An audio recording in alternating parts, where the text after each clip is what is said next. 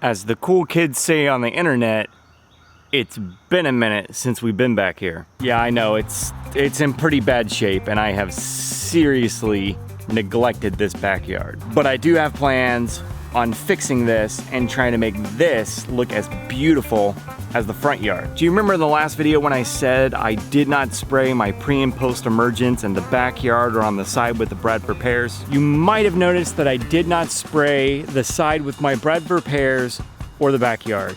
And for good reason. The reason for that is I'm planning on aerating and overseeding the entire backyard and on that side with some tall fescue. I plan on going into further detail on why I'm doing tall fescue back here and how to plant it and all that good stuff in another video. But what I want to do for this video is talk about what you need to do to prep the yard before overseeding. And one of the very first things I need to do back here, well,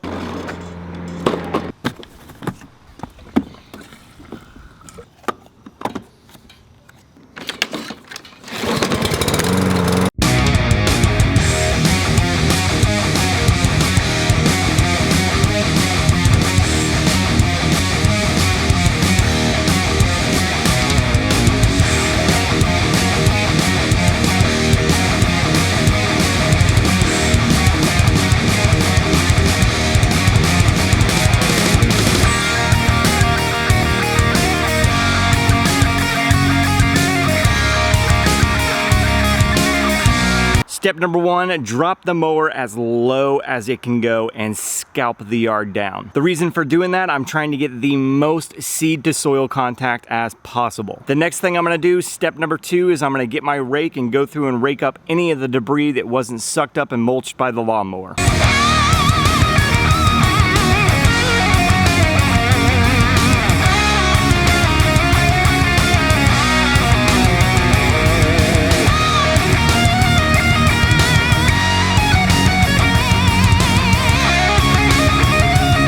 Step two, check. Step three, if you got a moss problem, get a sturdy, hefty duty metal rake and rip all that out. If you remember, I most certainly had a moss problem back here and I've already taken care of that, and I'm happy to report I really don't have any moss left.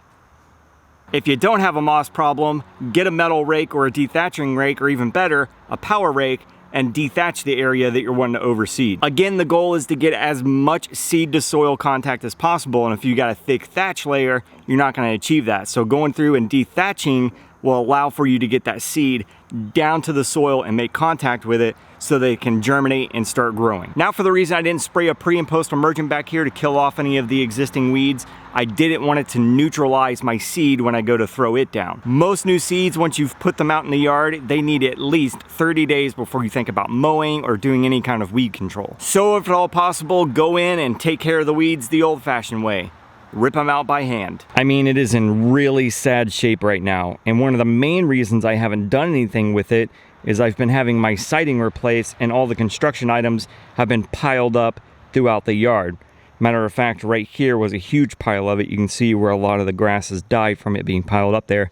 But it's gone now. I can actually start formulating a plan, tackling this back here, and making this look as good as my front yard. Also, as a side note, something that's kind of funny, after spraying my yard with my pre and post emergent mixed with my turf mark, my neighbors and my wife were complimenting me on how wonderful and beautifully green the yard was, when in all reality, it was really just the turf mark that dyed it a nice, beautiful green color. So if all else fails, you can mix up some turf mark in your tank, spray your yard, and it'll kind of paint it and make it look green for you.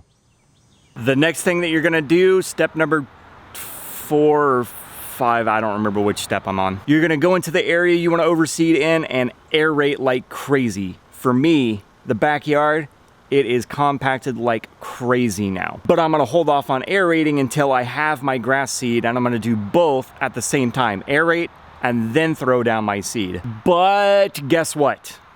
That's another video for another time. The things I've done in this video, it's the low-hanging fruit to prep us for aerating and overseeding. If you have any other questions about what I've talked about in this video, leave them in the comment section below, email the customer service staff, or pick up the phone, give us a call. Next video, aerating, overseeding, the backyard. Hope that was helpful. Hope you liked the video. Hit the thumbs up if you did. And if you're not already, subscribe to the channel by clicking this button. You can click this playlist to see all the videos in the Do My Own Lawn Care series, and click this playlist to see all the videos in the Do My Own Gardening series. And I can't wait to aerate and overseed back here. Also, thanks for watching.